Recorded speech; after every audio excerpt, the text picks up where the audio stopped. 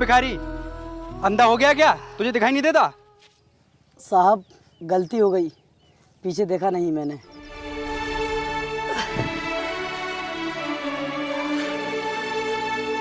अच्छी तरह जानता हूँ मैं तुम जैसे भिखारियों को। तुम जानबूझकर हम जैसे अमीर लोगों की गाड़ियों से टकराते हो। देखो साहब, मैंने अपनी गलती मान तो ली, उसके बाद भी आप मुझे जलील कर रहे हो।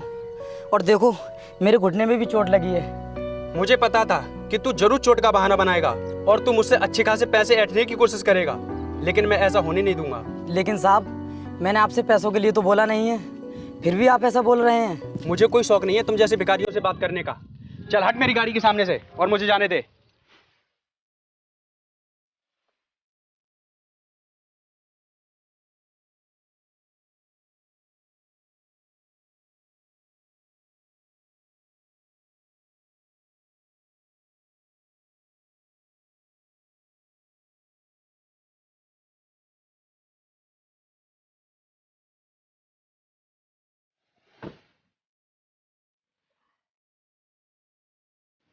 अरे वीर, ये क्या हालत बना रखी तूने? रोहितास? हाँ, तेरा दोस्त। तुझे पता है बचपन में साथ साथ स्कूल जाते थे। हाँ भाई याद है, लेकिन यार तेरे पापा तो बहुत बड़े बिजनेसमैन थे, फिर ये तेरी हालत कैसे हुई? ये सब जानने के लिए तुझे 2 साल पीछे जाना होगा।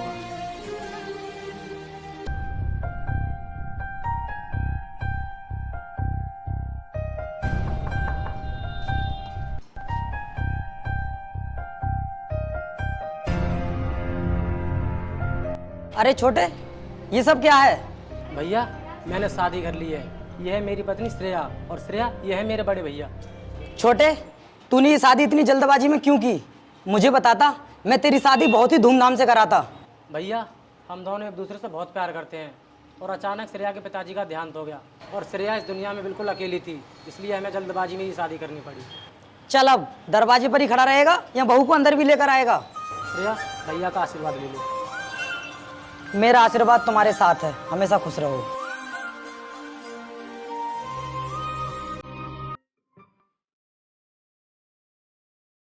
श्रेया नाश्ता लगा दो, आज ऑफिस के लिए मुझे जल्दी निकलना है। अरे श्रेया क्या हुआ? इस घर में मेरा कोई वजूद है या नहीं? मुझे कुछ भी खरीदना हो तो तुम्हारे भाई के सामने हाथ फैलाना पड़ता है, और आज मैंने तुम्हारे भाई से पैसे मांगे तो तुम्हारे भाई ने साफ इनकार कर दिया, और तुम्हारे भी तो इस घर में उतना ही अधिकार है जितना कि तुम्हारे भाई का है। अब तुम ही बताओ ना, मैं अपना मन कब तक मारती रहूंगी? तुम चिंता मत करो, मैं भैया से भी बात करता हूँ, आओ मेरे साथ।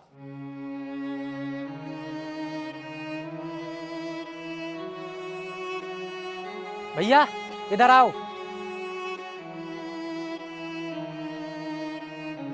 बोल छोटे, क्या बात है? भैया आपने श्रेया को पैसे देने से क्यों इनकार कर दिया? मैंने पैसे देने के लिए इस वजह से इनकार कर दिया क्योंकि हमारे घर की औरतें कभी भी अकेले शॉपिंग करने नहीं जाती। अगर इसको शॉपिंग करने जाना ही था तो तुझको भी तो बोल सकती थी ये। और छोटे, मैंने आज तक तुझे किसी भी चीज को मना किया है क्या? अच्छा, बहुत चालाक बन रहे हो। अगर तुम किसी भी चीज को मना नहीं करते तो तिजोरी की चाबी आपके पास क्या कर रही है? आप अपने छोटे भाई को भी तो दे सकते हो। अगर ऐसी ही बात है तो आज से इस घर की सभी चाबियां तुम संभालोगी। ये लो।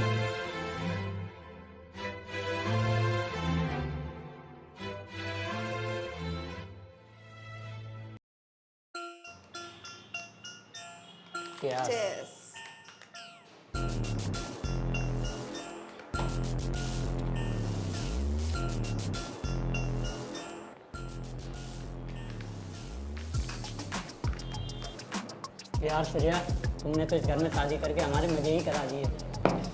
गाइस, तुम्हें टेंशन लेने की कोई ज़रूरत नहीं है। जब तक मैं तुम्हारे साथ हूँ तुम्हें किसी चीज़ की कमी नहीं आने दूंगी।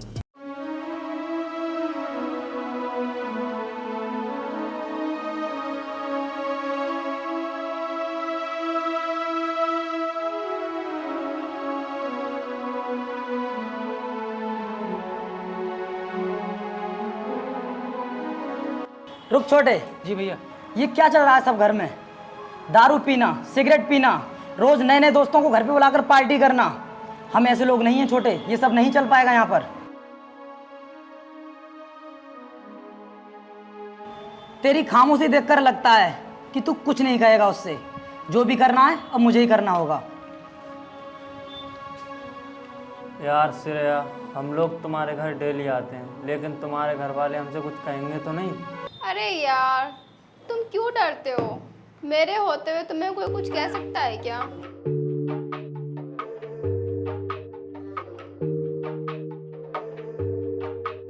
श्रेया, क्या चल रहा है ये सब? यहाँ रोज रोज इन लड़कों को बुलाकर शराब पिलवाती हो तुम।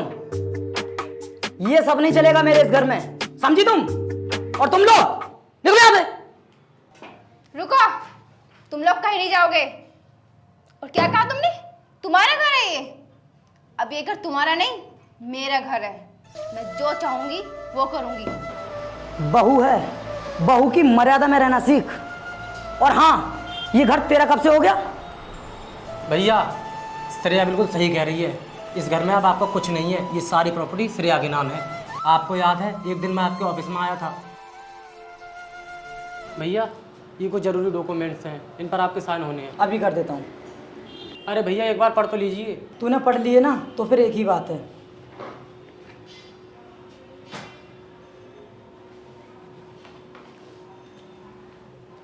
वो पेपर ऑफिस के किसी काम के नहीं, बल्कि इस घर के कागजात थे, और उसी वक्त ये घर मैंने श्रेया के नाम कर दिया था। अब सुन लिया ना तुमने?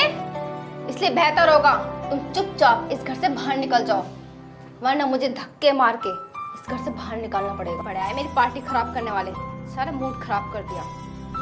चलो गाइस, कहीं होटल में चल के खाना खाते हैं।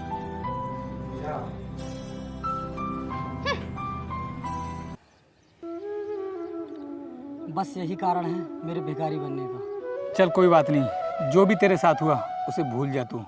अब मेरे साथ मेरे घर चल, हम लोग साथ मिलकर एक नया स्टार्टअप शुरू करेंगे और दोनों साथ मिलकर काम करेंगे। आ, घर चलते हैं। नहीं भाई, मैं अपने दुख का बोझ किसी दूसरे के कंधे पर नहीं डालना चाहता। दोस्त, तू चला जा, मुझे मेरे हालातों पर छोड़ दे। अबे इतना होशियार कब से हो गया तू? पहले तो कहता था कि दोस्ती का रिश्ता भाई से भी बढ़कर होता है, और आज ऐसी बातें कर रहा है। चला, कुछ नहीं सुनना मुझे, मेरे साथ। भाई, अगर तू मुझ पर एहसानी करना चाहता है तो मुझे मेरे हालातों पर छोड़ दे। तू जा यहाँ से।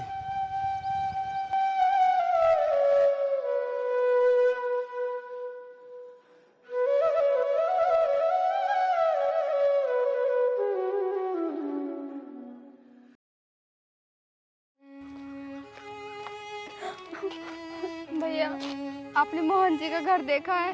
कौन? वो जो भीख मांगता है? सामने झोपड़ी दिखाई दे रही है, वो वहीं रहता है।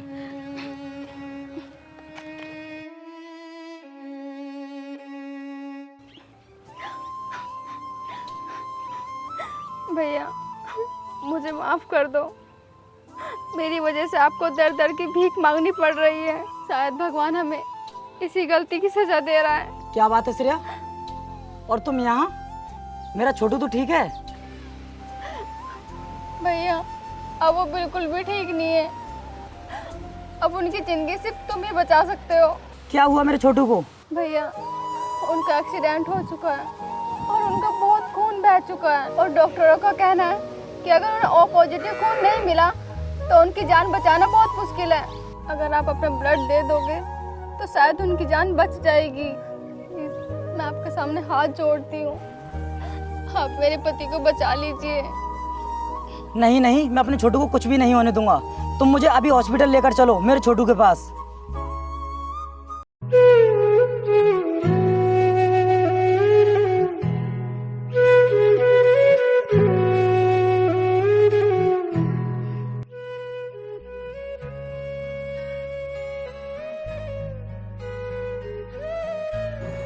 भैया, आप? भैया, मुझे माफ़ कर दो। मैंने अपने देवता समान भाई को घर से निकाल कर बहुत बड़ी गलती कर दी, और आज आपने समय से आकर मेरी जान बचा ली। भैया, आपने मुझे अपने बच्चे की तरह पाला, फिर भी मैंने आपके साथ बहुत गलत किया। मुझे तो जीने का भी कोई हक नहीं है। क्यों बचा लिया मुझे? मर जाने दिया होता। छोटे मेरे भाई, आज तो तूने ऐसा बोल दिया, लेकिन कभी आगे से ऐसा नहीं बोलना। भैया, हमने आपकी सारी प्रॉपर्टी लालच में आकर अपने नाम करा ली। आज से इस प्रॉपर्टी के मालिक आप होंगे, और आज के बाद इस घर में आप जो चाहोगे वही होगा।